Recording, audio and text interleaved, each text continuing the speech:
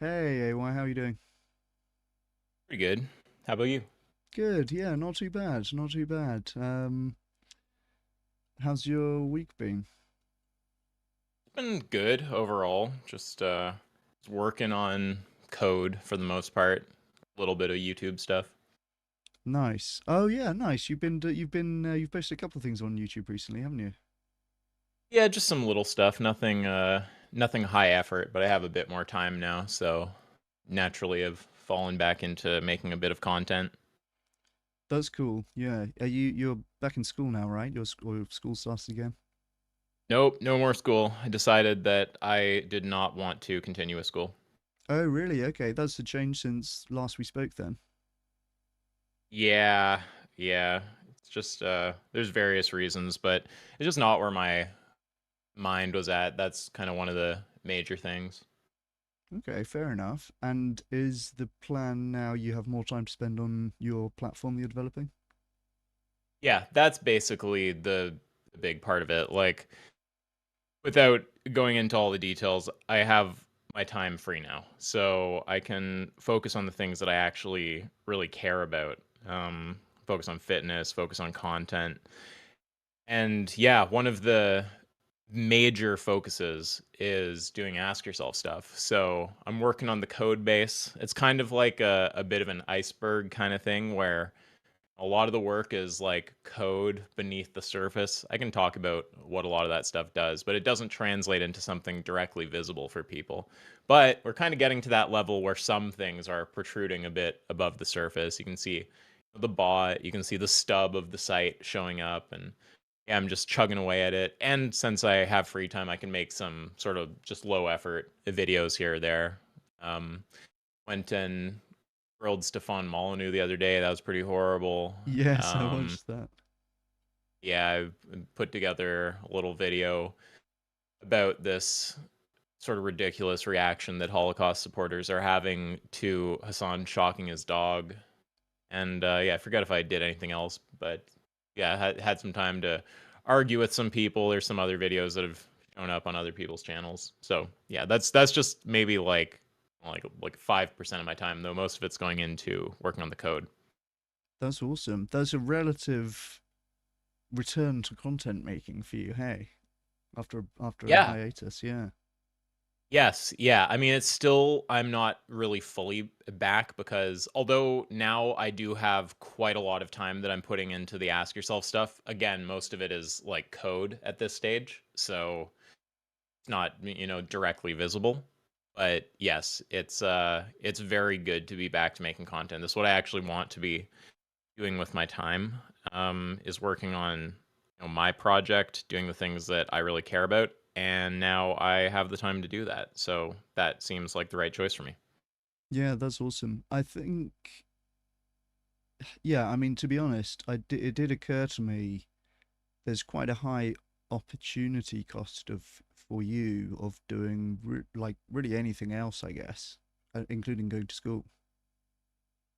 Yeah, well, I mean, there's things that were interesting about it, but there's just I don't know. I mean, there's the opportunity cost. So like all those years that I would be putting in working on a master's degree, or if I went further with it, it's just time I'm not putting into the stuff that I really care about. It's not that I don't care at all about the stuff in school, but it's like stuff I'm way less passionate about, and stuff, frankly, that I could learn a lot faster on my own.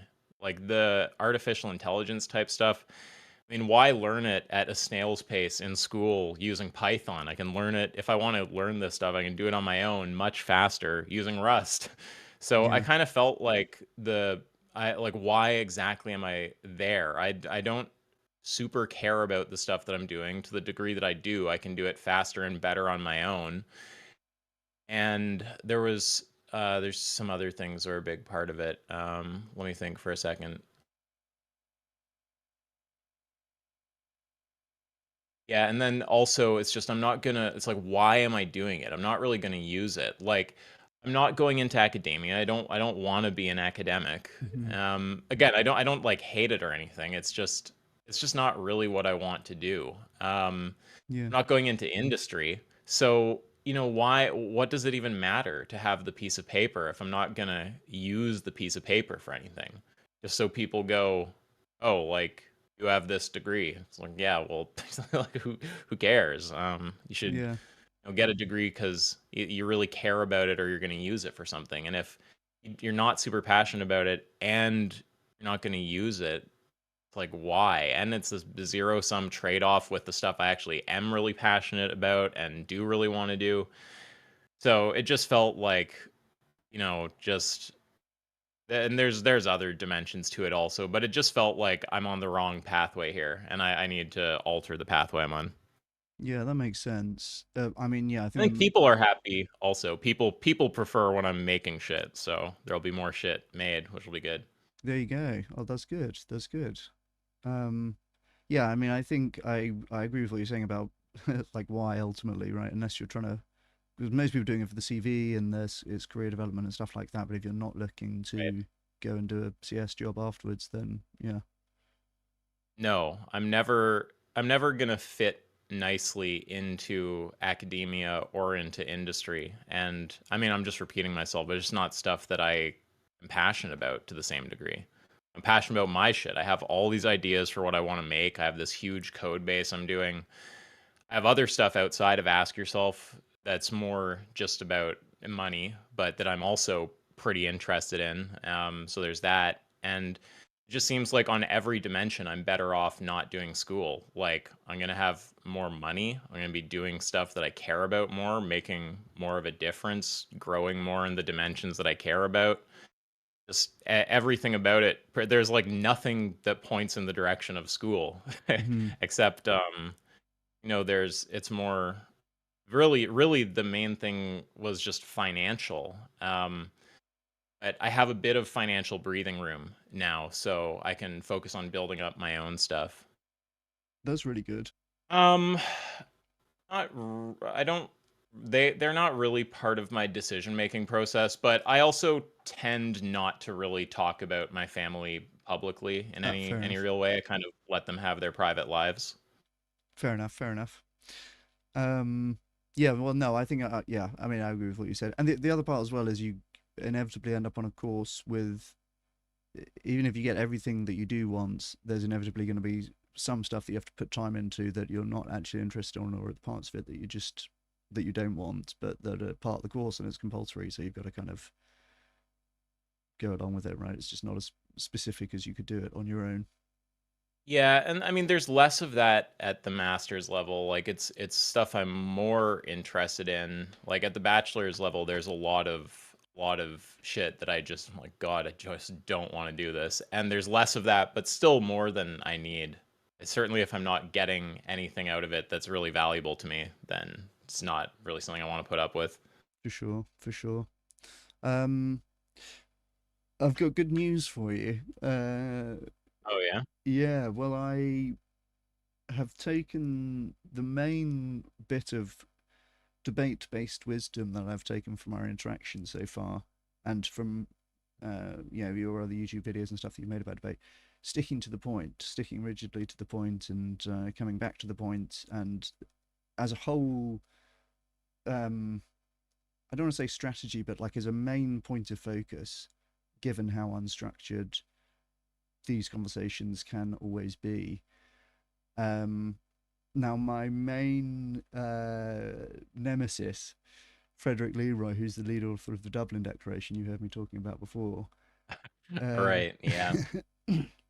he did a debate last week, much to my surprise, actually, with somebody who had written a paper critical of the Dublin Declaration. So they had written a similar critique to what I had written, and he, has long since blocked me, unfortunately.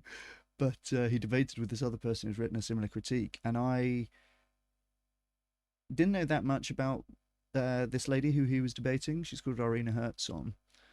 Um, and I looked at her profile and stuff. I knew I liked what she had written about the Dublin Declaration, but um, she seems to be like a kind of very polite, you know, middle-aged Northern European, like Finnish, I think, lady. And I thought Right. this is not going to be someone who's really going to grill this guy. But anyway, I spoke to her a little bit before the debate, and I really emphasized to her what you've emphasized to me in terms of sticking to the point.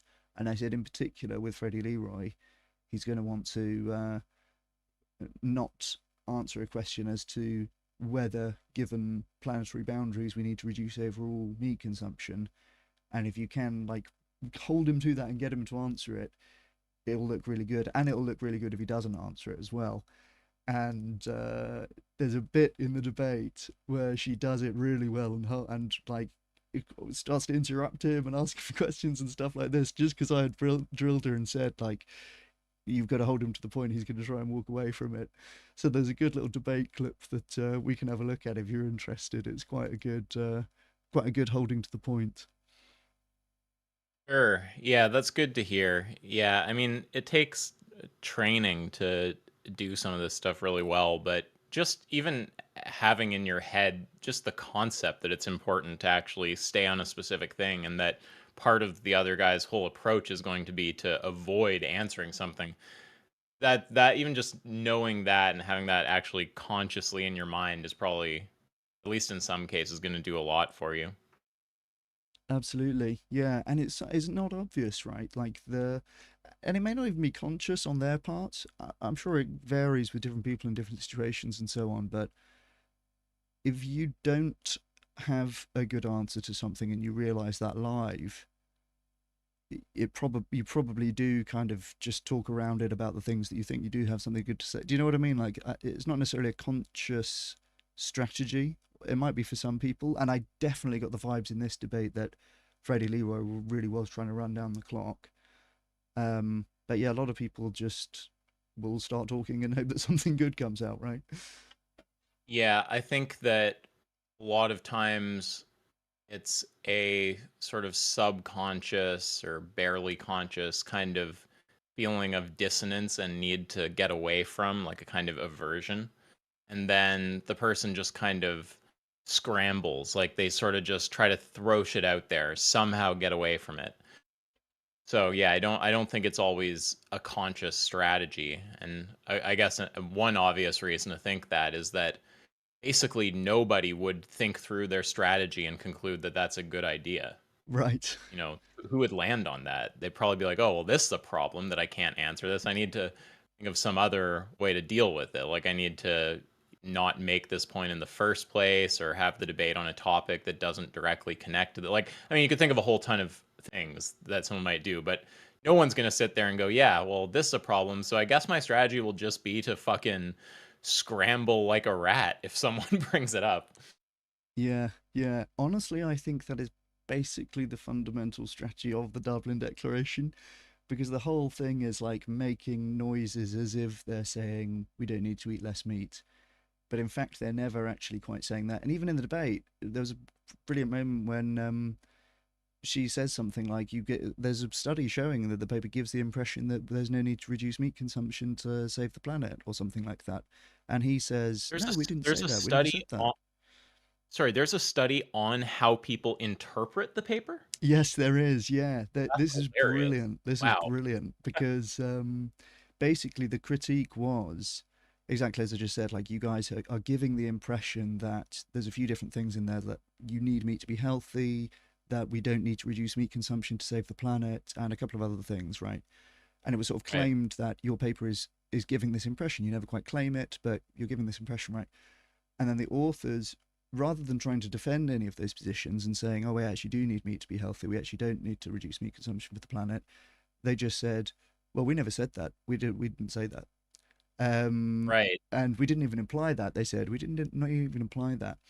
And in response, the authors who had made that critique ran a survey.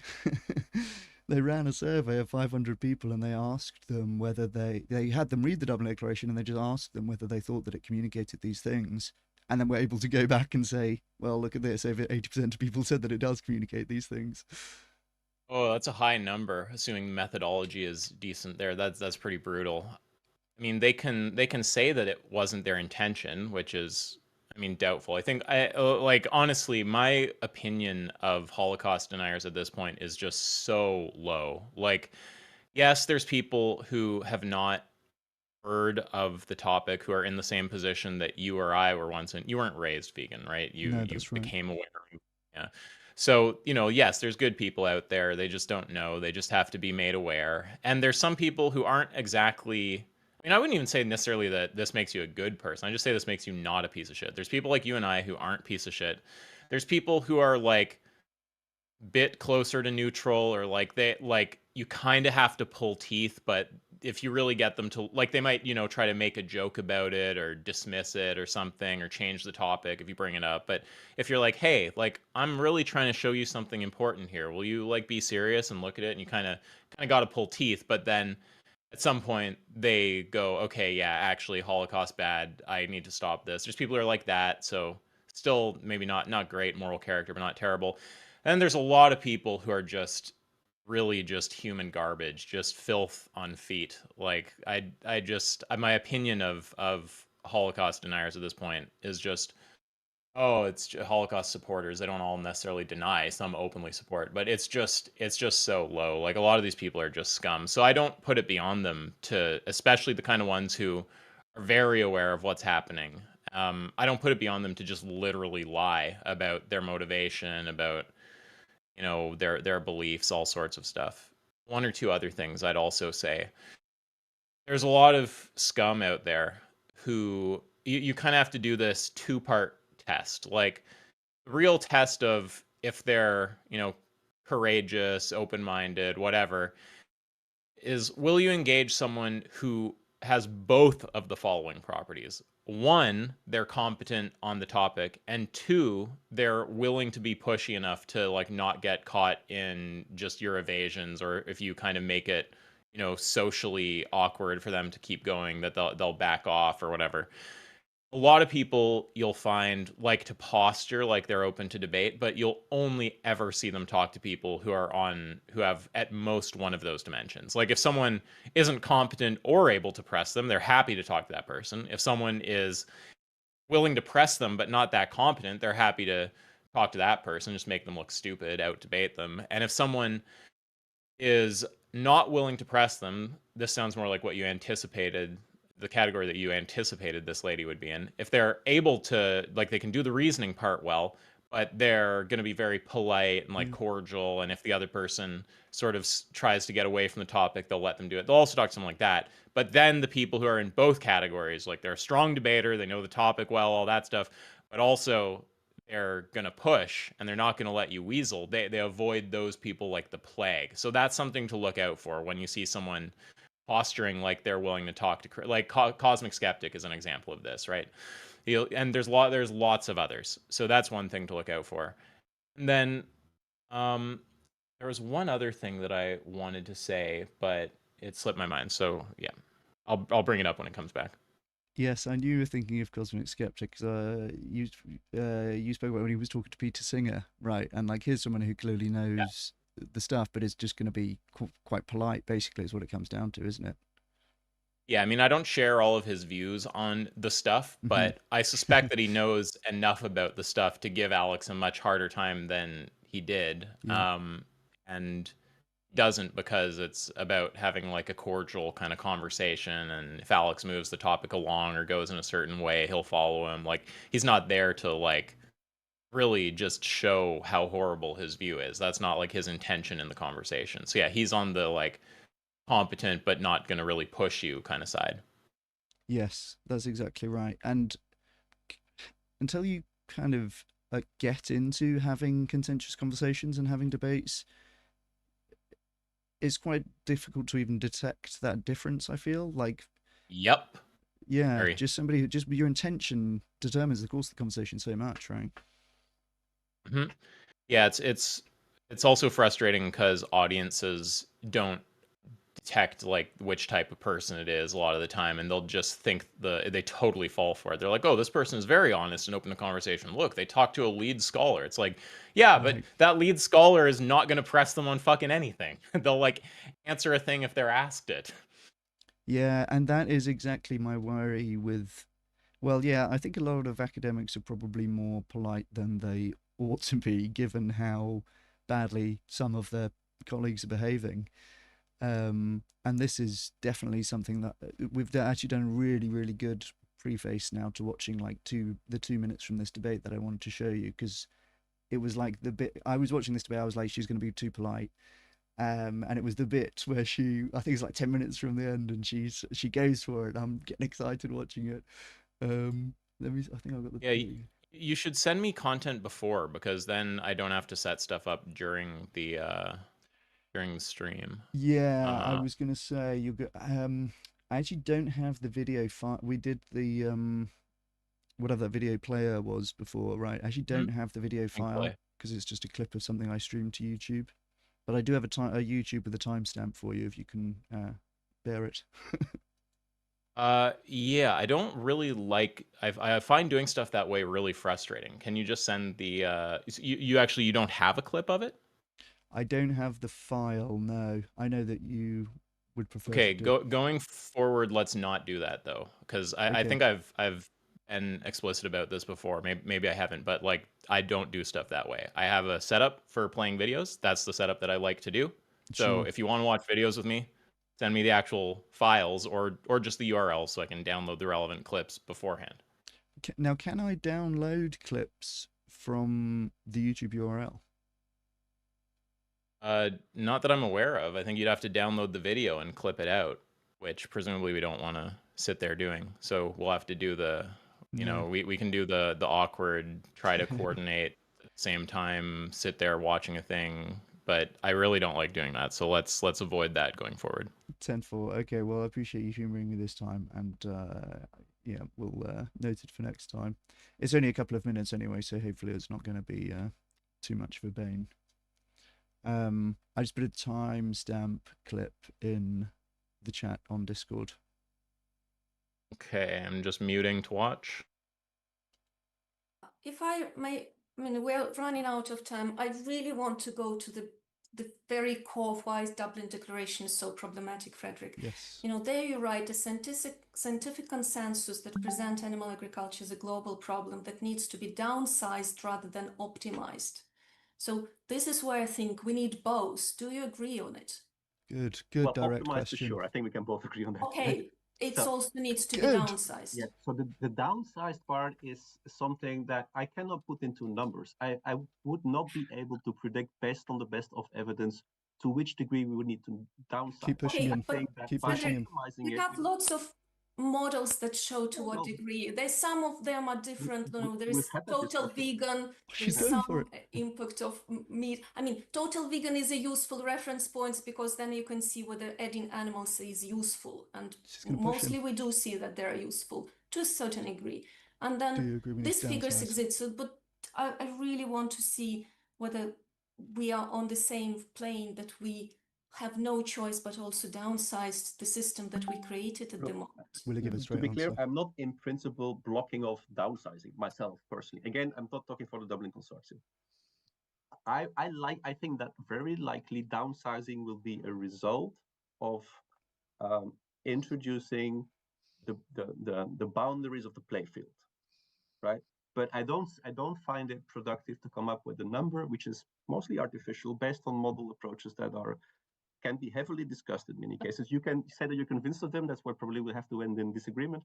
But I think that if you So would yes, he said yes. We need to set those downsize. boundaries, I'm expecting that yes, you would probably have a downsize effect Yes. in the system. Excellent. But I'm not comfortable, and I'm talking for myself. Freddie I mean, Leroy says we you need to meet people with decrease life different to views in the stop Declaration production. Consortium. From my perspective, I don't think it's helpful to come up with a specific target that that is coming from a certain model study that I think needs broader discussions, needs deeper, needs more evidence, needs more debate before we take I definite want stances. to make him clarify. Just say Yeah. yes, so to Okay. be clear, we do need to Sorry, downsize. ask some because we have to also. Yeah, kind of gets cucked by the mod at that point. Oh, I don't know, babe. Why can you hear me? I guess not. Okay, so I'm assuming the point where I'm supposed to stop watching is when the host comes in and says Right. that we have to go to audience questions. Exactly. Yeah. It's just that 2 minute bit where she kind of interrupts him and makes him come back to the downsizing point. Yeah, I'd need to watch that slowly and clearly and get a bit more context to have much to say about it. Fair enough. Fair enough. Well, if you care to watch back, or if anyone cares to watch back, um, he is talking about optimize. Their paper says that some zealots say that we need to downsize rather than optimize livestock systems, and Irene is pressing him, saying clearly we need to do both. And he starts to talk about optimize and says, well, clearly we need to optimize. And she says, yes, yes, yes, but downsize as well. And he says, well, it's hard to say exactly how much we need to downsize. There's different models, blah, blah, blah. She interrupts him again. And eventually he says, and he says it in such a roundabout way, it's almost difficult to detect. But he says eventually, yes, we need to downsize. And I think that was a really strong point of her, like holding him to the point, which would have been very easy not to do. Yeah, I'd have to kind of watch it clearly and with context, as I said, but I think generally speaking, when you're trying to get someone to state something clearly, unambiguously, especially a yes/no question, and they're just going on some fucking tirade or something, it's best to just chop in and say, look, if you want to expand on your answer, you can do that after. This is assuming it's not part of some kind of series of things you're trying to ask. Like, I don't need someone to expand for 15 minutes when I'm like setting up NTT and just asking, are you against this situation? Are you for this situation? Okay, so what's the difference? Like, I don't need fucking hour long expansions on any of that. But if you are gonna let someone expand, yeah, it can be good to just say like, look, how about just I'm getting a bit lost in what you're saying. I don't think it's totally clear. I want it to be really unambiguous for the audience. Can you just start with the yes or no? So just start with a clear answer to the question. And then if you want to elaborate, you can go for it. So what was the answer to the question? Was that a yes or was that a no? Yeah, yeah. Yeah, and I've seen it's being like brutally clear in conversations. I think is the key. Well, yeah, because they're being unfair. Like the important thing is to not get sucked into this like you know, there's there's certain social norms that are really not conducive to truth. Like if you meet a new person and you're having a conversation with them, you don't want to be too pushy or too harsh or something. Like, yeah, but this isn't you're meeting a person at the bar. It's a debate, right? So or it's some kind of adversarial conversation, whatever exactly it is. I think that in a situation like that, they're actually trying to not really play by the rules and be kind of slimy when they're because usually what's going on is like they kind of sense on some level that the thing that they would need to say there, the thing that they think is true or that they feel inclined to say doesn't look good for their position. So they want to basically muddy the waters. They want to throw in a lot of other information, try to like throw out some other considerations, mention other things so that it's like homeopathy. Like if you give the answer but it's like fucking 0.001% of the solution, it doesn't have much of an effect, right? So the response to that is like to be like, no, no, no, like give me the concentrate, right? Like this is what I care about. What's the answer to this thing? Just get the direct answer with none of the fluff in there, and then that totally takes the winds out of their sails with any kind of water muddying. Yes, that's exactly it. That's exactly it. And I'm having very much a similar thing with Paul Wood, who's the guy that I debated before, and it's looking like I'm gonna have a second debate with him, which is cool. Oh, Um, okay. yeah, yeah, That's brutal. I forget exactly what he was saying to you, but I remember we watched a bit of that and it was kind of ridiculous. Oh yeah, yes, didn't he say something about suffering that was just like hilarious? I don't remember what it was. that's right. Yeah, I'm glad you remember that much. This is why I've been lording over him on LinkedIn comments since then. That he said Yeah, that most animals don't suffer on factory farms, so making him own that as much as possible. right. And like again, some people have this weird impression that you like shouldn't lord this over someone or Right. however you want to put it. And it's like, yeah, okay, there is a kind of behavior you could mistake this for that looks kind of similar, which is having some kind of like ego gratification self-fellation fest or something where Hmm. where you're like ha ha ha, like look at how smart I am and how stupid you are. But like that's pretty obviously not where you're coming from with it. Like, you know, it's important often if someone's out there and they're going to continue putting out bad information, harmful information, it's important to take them down a peg and make them seem as unreliable and ridiculous as they in fact are. So you have the initial, if you have the initial skills to show them to be full of shit or evil or just confused, and do that, and then unless they go in a really respectable direction, which might be something like, you know, just totally owning how ridiculous what they said is, and then retracting any statements of the sort, putting out a public retraction and never saying it again. Unless they do something like that, if they're still out in the public space doing the damage they do, you should be lording it over them. You should be saying, every time that person tries to be taken seriously about the topic, you should just remind the world of what their retarded view is. I think that's a good thing to do. Yeah, totally agree. Totally agree. And I've been doing it on. He must be getting sick of me. I wouldn't. I wouldn't be surprised if he blocks me soon.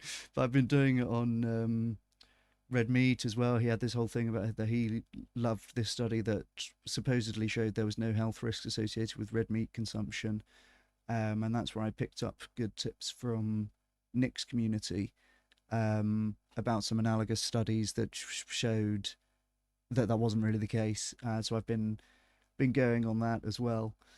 And it's great because you can tell. I'm looking now at like comment thread that I've had where Paul and I are attacking each other, and you can really tell when they are very reluctant to own it. I said, let's. I'm just trying to decide how much of this to read to you. Yeah, no, take your time. It's all good. He says, let's see. Well, he said, as I said, what's the problem? We farm livestock for food. Over 90% of the world agree with this activity. Vegans don't, and that's fine. But trying to impose this on the rest of us is not okay. It's just another religion pushing its view. I said, I'm not talking about veganism. I'm talking about factory farms. You believe that most animals don't suffer on factory farms. Isn't that correct? And he said, so no answer to the question. He says, so you are okay if we eat these animals as long as they are not farmed in contained facilities. So that's most of the ruminants. That's great. I'm pleased for your support. Oh, brilliant. Big dub. It just seems like a scumbag. I mean, Right. the initial veganism as a religion is a level 0 baboon move. Obviously, no one who's actually been in this space or knows what vegans think would say anything like that.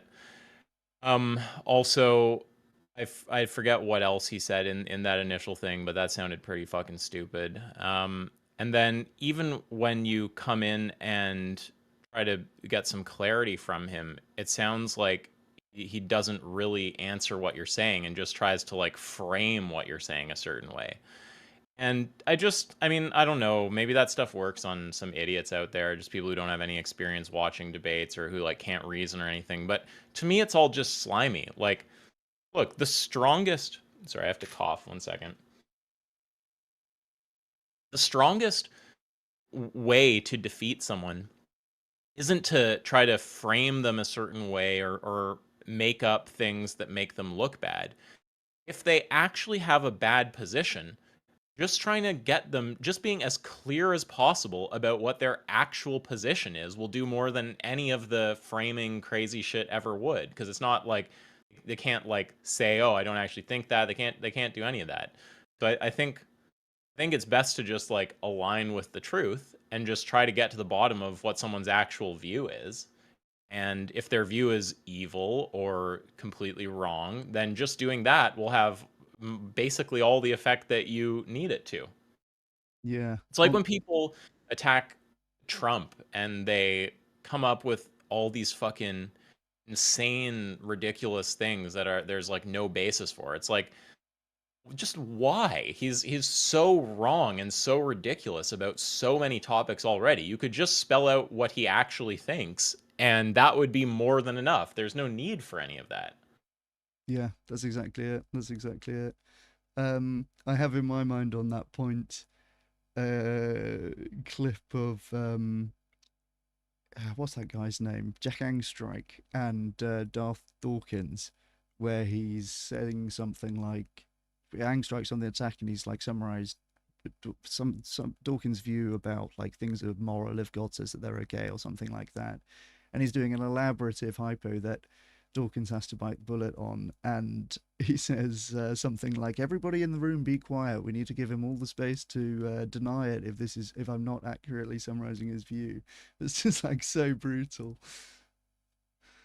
Yeah, no, I mean, I think that that's right. Like, yeah, I mean, I'm just repeating myself, but if someone has a really stupid or really evil view, you don't have to do, and all you really need to do is get really good at showing that.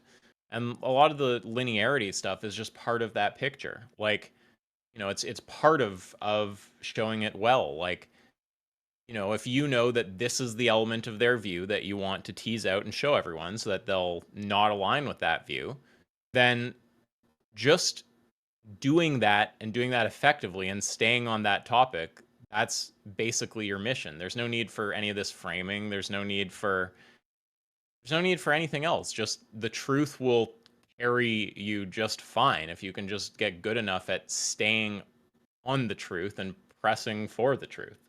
Give them all the room they want. I mean, in a sense, you don't want to give them room to ramble and muddy the waters, like I said before, but give them all the room they want to actually address what you said. That's exactly it. That's exactly it.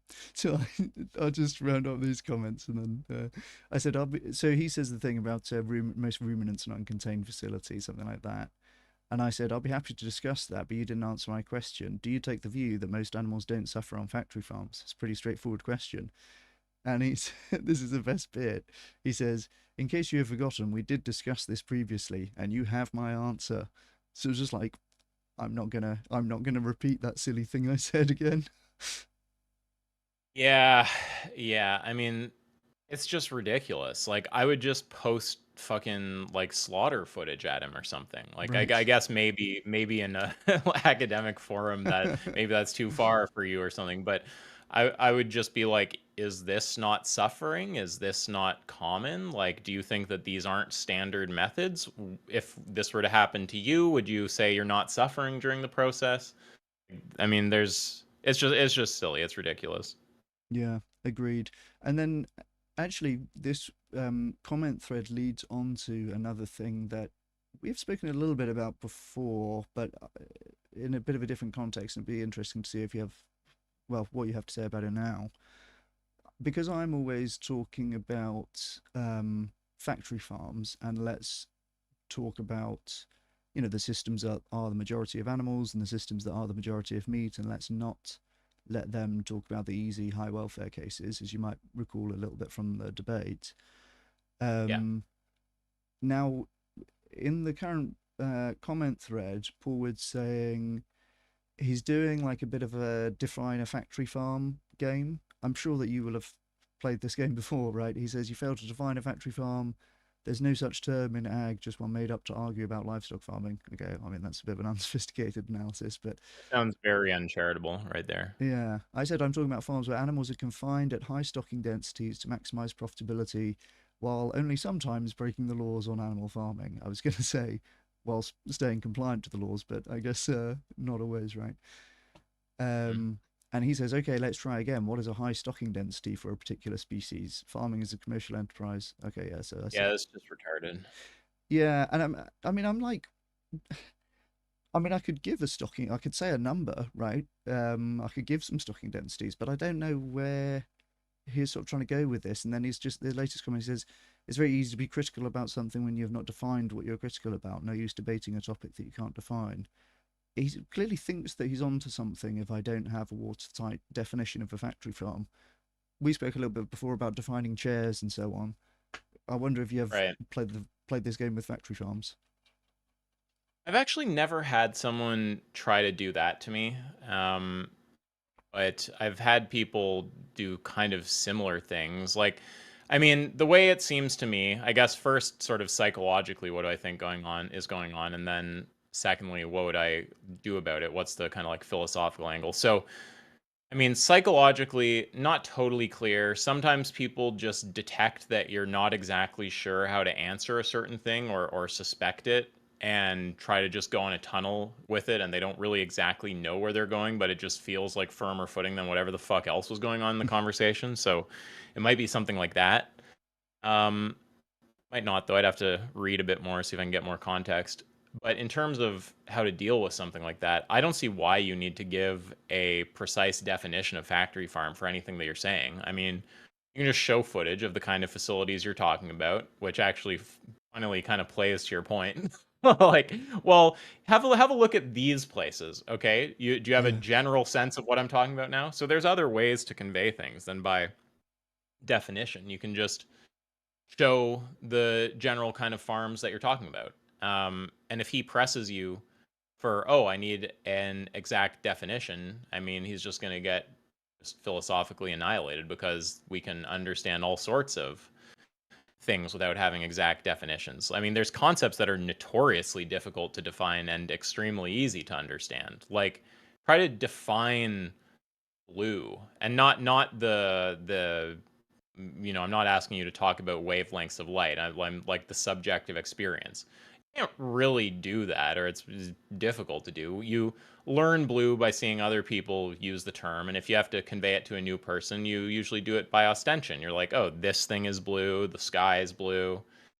So, there's lots of cases where language is not conveyed by definition. In fact, most of the language that you know was never defined for you, right? Like, how many of the total words that you know did you actually at some point look up in the dictionary or have someone define for you? Like, normally, it seems, as far as I'm aware, unless other people are having really fucking different experiences than me, we just pick up most of our language when we're kids, and then I can remember certain conversations here or there about terms I didn't know the meaning of. When I was like, oh, Dad, what's anti-disestablishmentarianism? Like, Right. I've heard someone use that. I'm not sure what that is.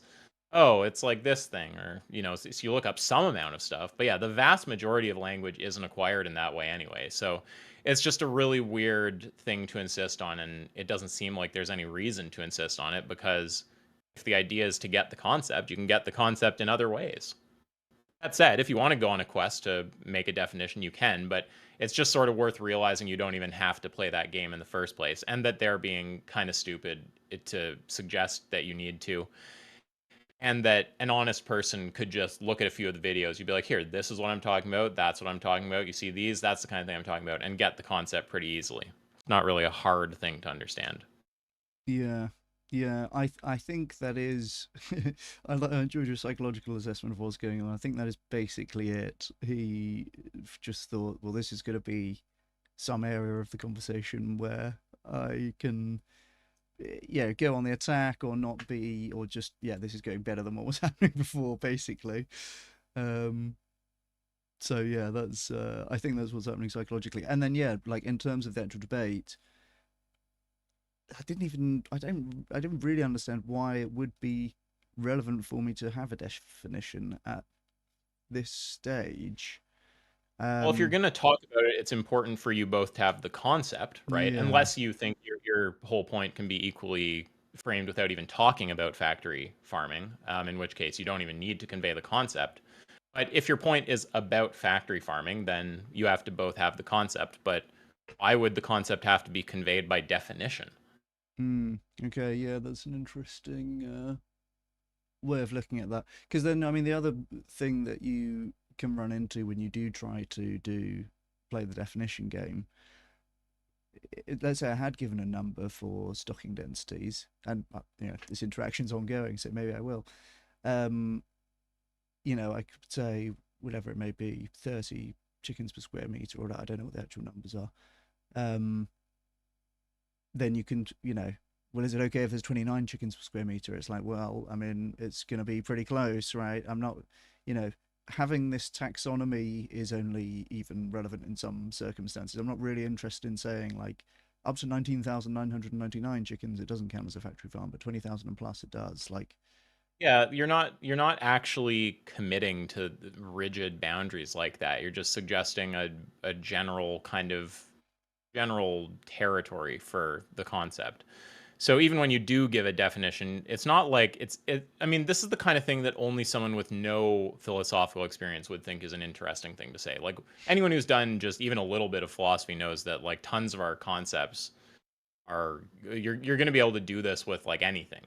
And it's not interesting that someone can't dial something in and cleave the fucking universe in half into things that are and aren't A and B. Most of our concepts, it seems like we just have general ideas, and that seems to work just fine. So if they want to suggest that you need to meet some other kind of standard here, I mean, they would have to explain why. And you can also, another thing you can do is just say, I'm just fine with whatever the dictionary says. That's another way if you do want to do it by definition. Just be like, oh, I'm fine with that. Yeah, Like what when are I they look looking up at, though? factory farm define, I see large-scale farming operation designed for efficient production, especially a large complex where animals are kept and tended in narrow cages or other close confinement.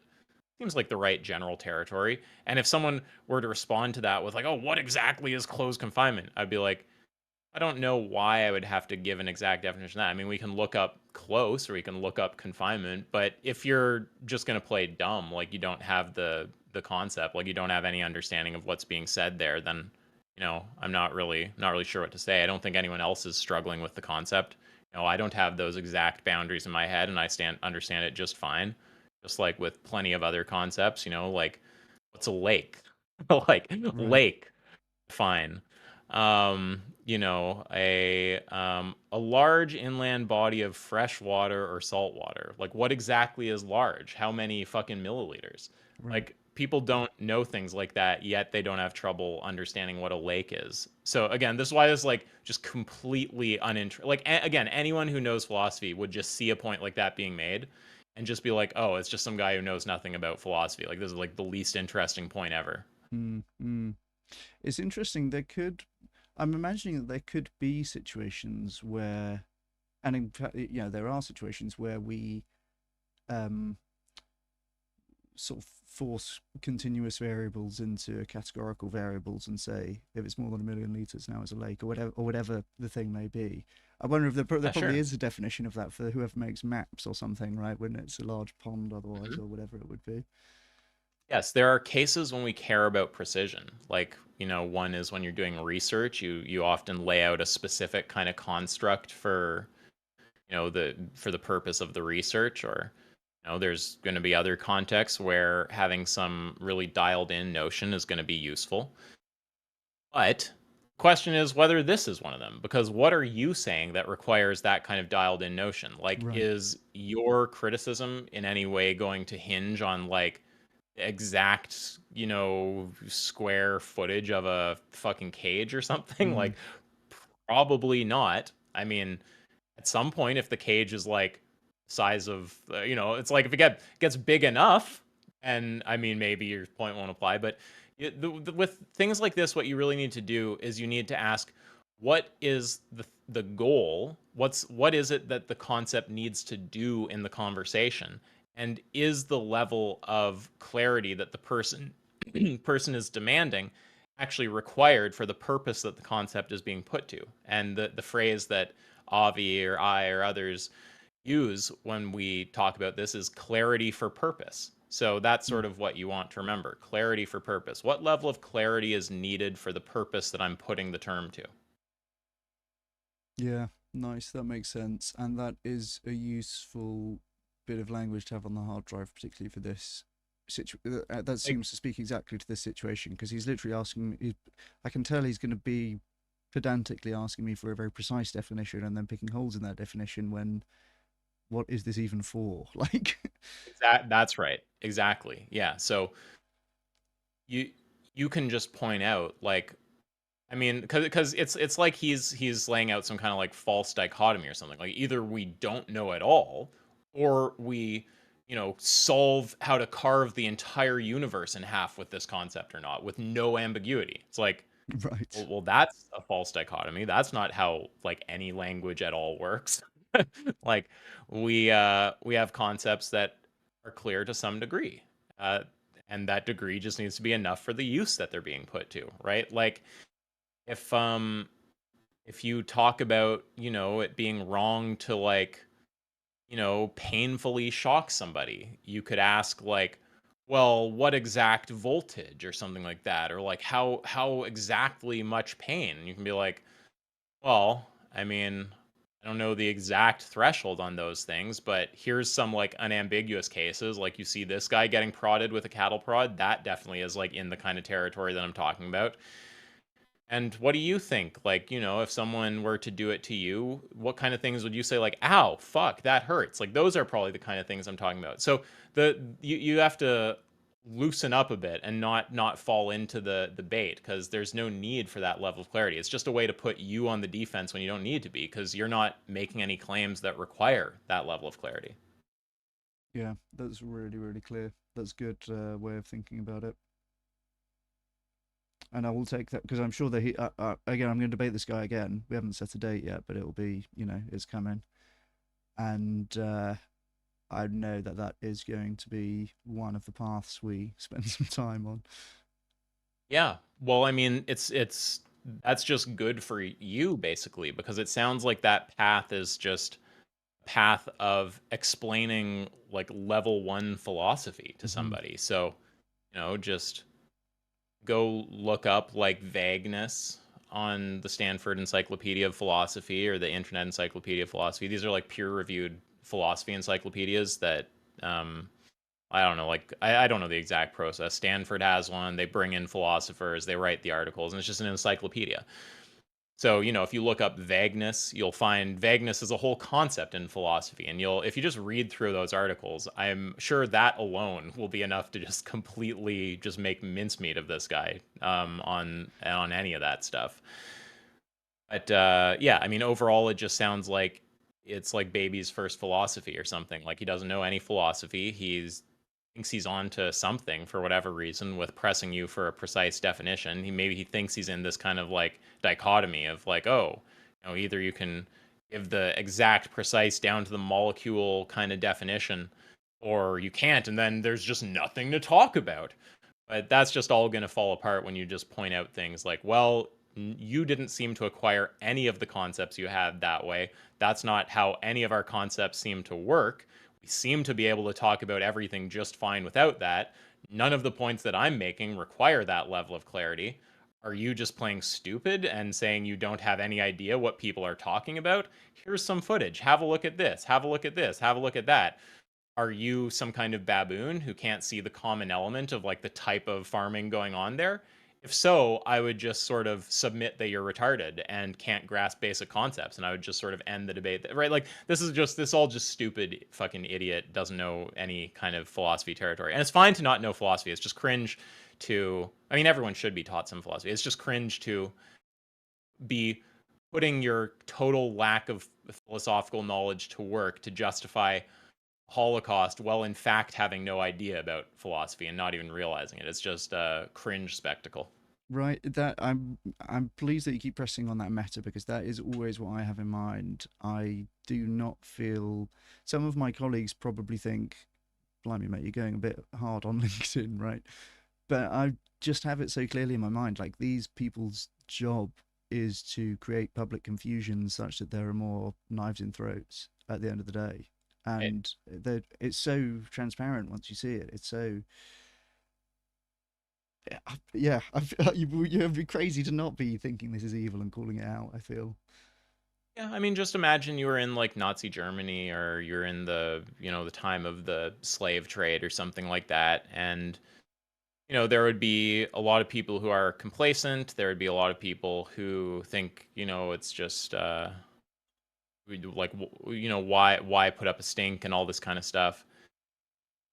And I think it's just obvious that those people are just ultimately on the wrong side of things and not to be listened to. You should do what's right, not what you're going to get praise from a bunch of people who probably aren't even doing the right thing themselves for. Like, just do the right thing. Fuck those people. For sure, yeah, and then I mean, beyond the people with indifference, right? We have actual the characters who are like the the lead propagandists. Basically, this is who we're talking to here. It's Right. yeah. Yeah. I mean, they get a lot of value. People who do propaganda for the Holocaust, people who support the Holocaust, they get a lot of value out of social norms favoring them, right? Mhm. It's, oh, the vegan is the odd one out. The anti-Holocaust advocate, they're like the one who's out of the norm. You know, they will try to get as much mileage as that out of that as possible, and don't give it to them. Like, who cares what they think? Just spell out the truth, spell it out clearly enough, speak for what's right, and people who aren't piece of shit will recognize that, and people who are will just, you know, themselves be looking like clowns to the degree that they're public about what they think on the topic. Yeah, absolutely. I'm hoping there's a couple of empirical points that I'm hoping to get him on as well, or have something a bit better to say than I had last time, which is going to be on AMR and zoonoses, because he seems to think he's got us on those points, but he has the AMR, vibe that like he knows more about than I do, but medical I'm pretty sure research? it's bad news on both of those accounts. What's AMR? Is that animal medical research or something else? Antimicrobial resistance, so it's like antibiotic Oh, resistance. Yeah. okay, I see.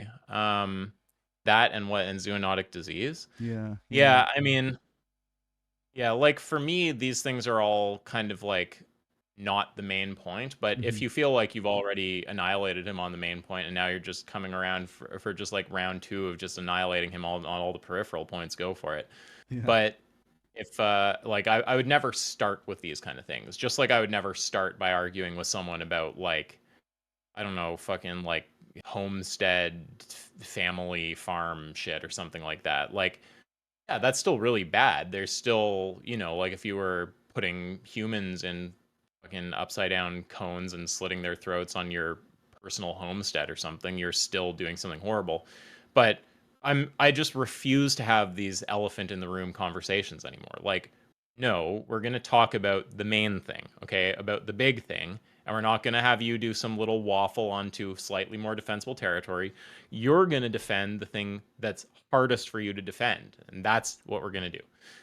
But if you are done with that and you've already been through that and now you're doing the other topics, then yeah, go for it. I don't know much about those empirical topics, but I'm under the impression that factory farming raises resistance to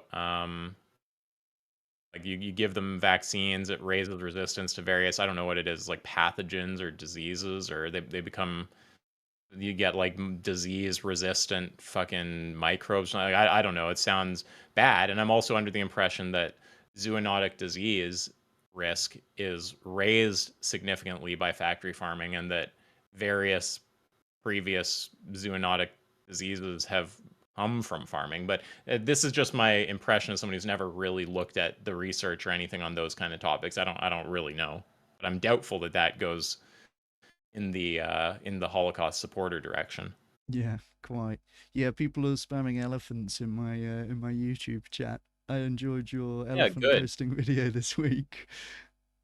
Yeah, yeah, it's important to use the elephant. Like, I think that it's the same kind of value as like giving NTT a name rather than just always kind of running this thing and just letting it be this vague sort of notion of like, oh, AY does this thing when he debates, or like Avi kind of does something similar. Like, why not just give it a name, give it a hashtag, make it an identifiable thing, or like fallacy labels, right?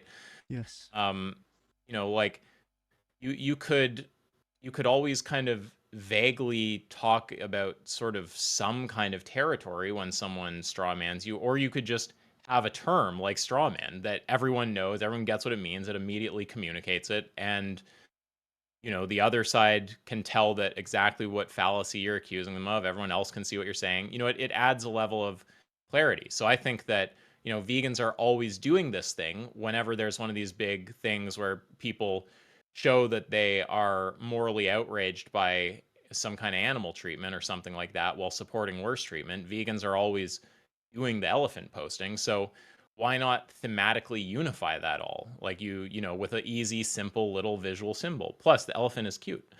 And then if you do that, then it unites the effort. Like vegans can more easily see the theme, carnists can more easily see the theme, and it kind of centers the debate in a way that I think is helpful. Yeah. Yes, and if people are watching without context, elephant posting, we'll watch your video on elephant posting after this, I think. But you're talking about the elephant in the room. Like, don't be shy, and I think that a lot of people need to hear this. Don't be shy to talk about the animal suffering component of it. It often seems like it's the more polite thing to do, to leave it out or to focus on other arguments. And sometimes if you talk to institutional stakeholders in certain contexts, that can be the case. But for most people, like if you're like, we're the against factory farming side, and these guys are the for factory farming side, like that is, people actually do get it. You have very high consensus that we shouldn't be keeping animals in farms. We shouldn't be, doing all of these various horrible things that are done in factory farming. So yeah, and your post this week was about Hassan and his dog, right? But a great opportunity to point out the hypocrisy. Yeah, I mean, the elephant posting is just pointing out the elephant in the room, right? If someone is sitting there criticizing the shock collar on a dog, which that is a bad thing, right? It's fucked that he keeps his dog on a little platform for countless hours and shocks it if it tries to leave or whatever exactly is going on there. I've not looked into like all the exact details, but anything like that is obviously fucked. But what about ripping off its testicles without anesthetic? Like, we're obviously in a whole other category once you start talking about the kind of things that happen on factory farms. And a lot of the people who are so outraged about the dog support far more of far worse things.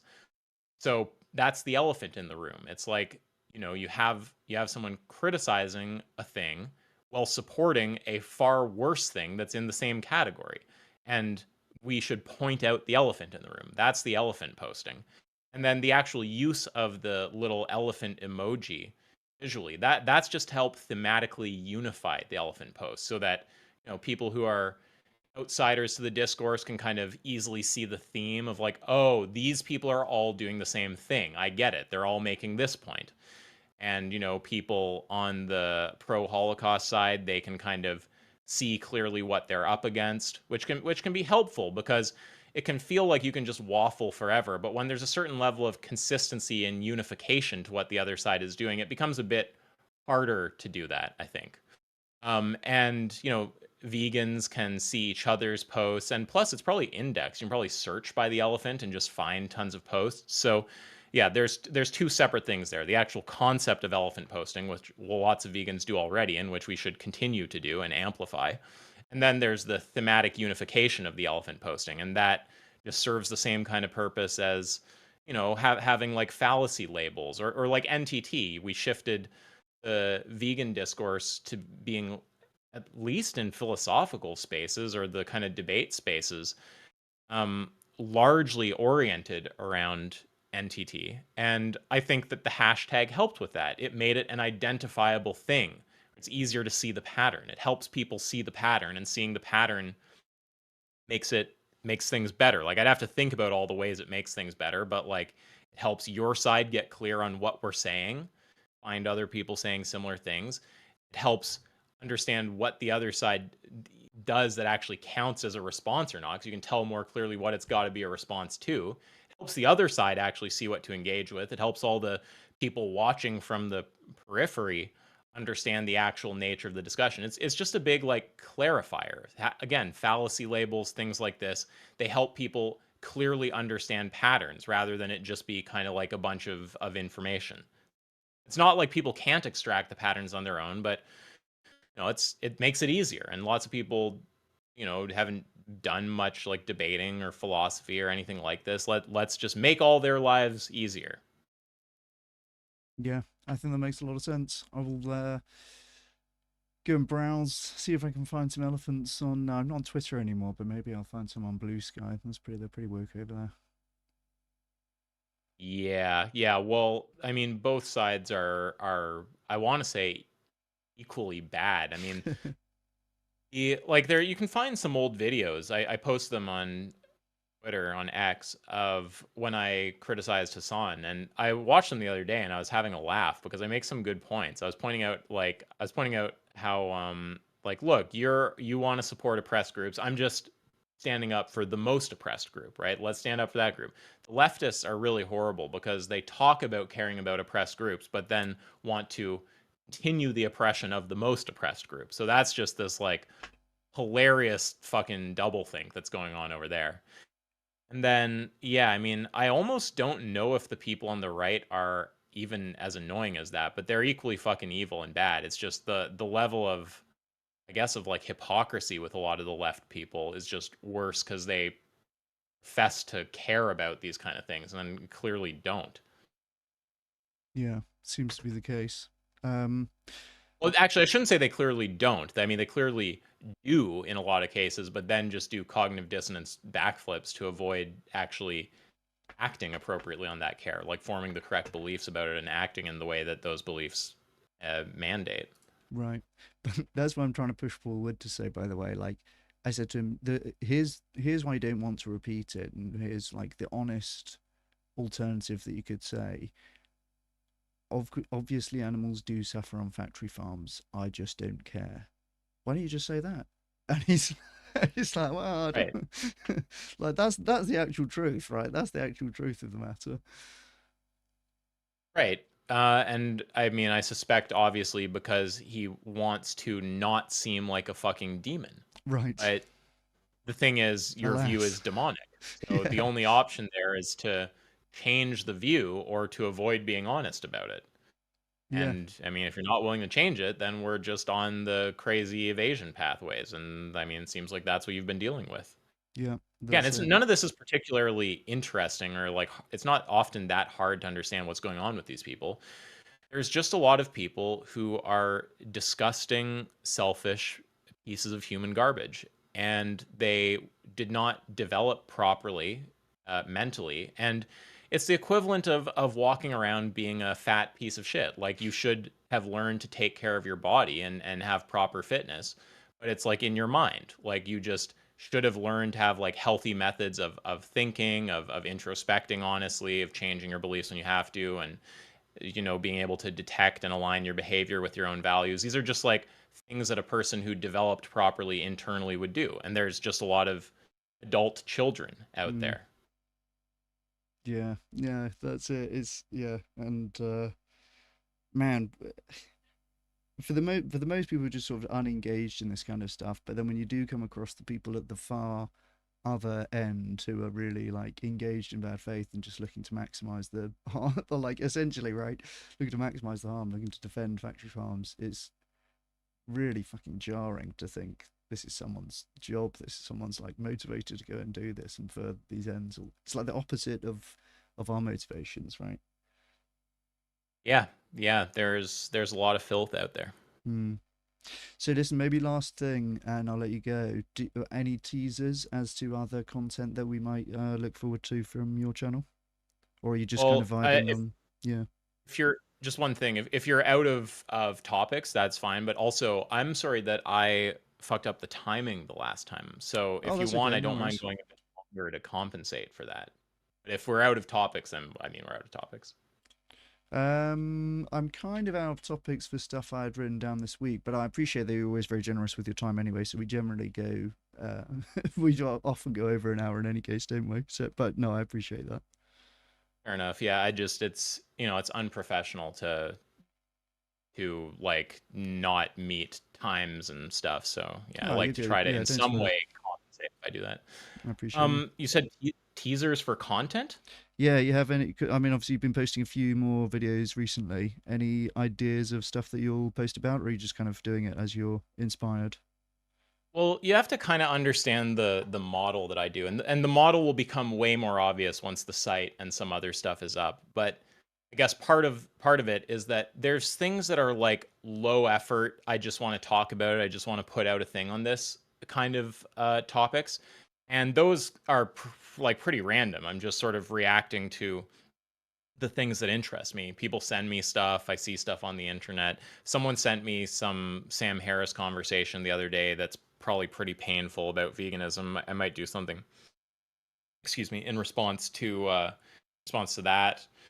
I don't know. I'm not sure. Those kind of things are random. In terms of like planned content, yes, I mean, I could go on for like a long time. There's this huge backlog of videos that I have to make.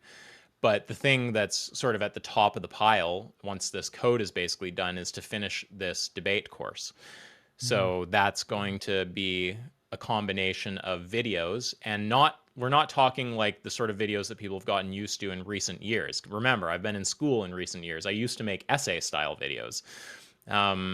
But in recent years, it's been mostly just little like OBS recording kind of things. So talking like this course is going to have more, like it's going to be those essay style kind of videos. And I actually am going to animate a lot of them. So it's going to be a whole new kind of tier of content for me.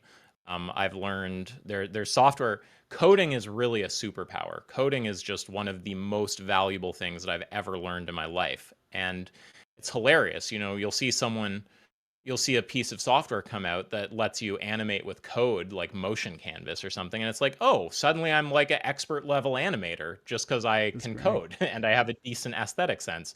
So you know that traditionally you would have had to learn a ton of animation software and techniques and all that stuff, but now all of a sudden I can very quickly become a high level animator because it's just a extension of coding. Like it's just that skill set applied in a given context. I already have the skill set. It's just a matter of seeing how some library works.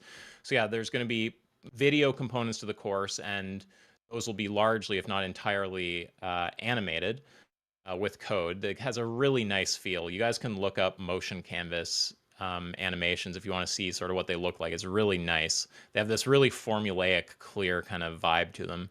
And then there's also, I'll probably do a knowledge graph with it. So the different segments of the course, as you unlock them, there's like knowledge graph components tying them into like other concepts and stuff. We'll build up a big knowledge graph. And then also there's activities. So because I can code now and build this all on a website, and I can build actual interactive activities. Like if I'm teaching logic, for instance, which is part of this course, you needed some basic understanding of logic to be decent at debating. You know, I can actually have activities like here's here's a formula, generate the truth table, and they have to do it, you know, let's say like 8 times out of 10 correct in order to unlock the next area. So I'm building up this big multimodal course with like animated videos, interactive activities, knowledge graph stuff. And that's the big piece of like high effort sort of content that I'm working on. But yeah, lots of like little things will just pop up that are sort of low effort, just randomly as I go.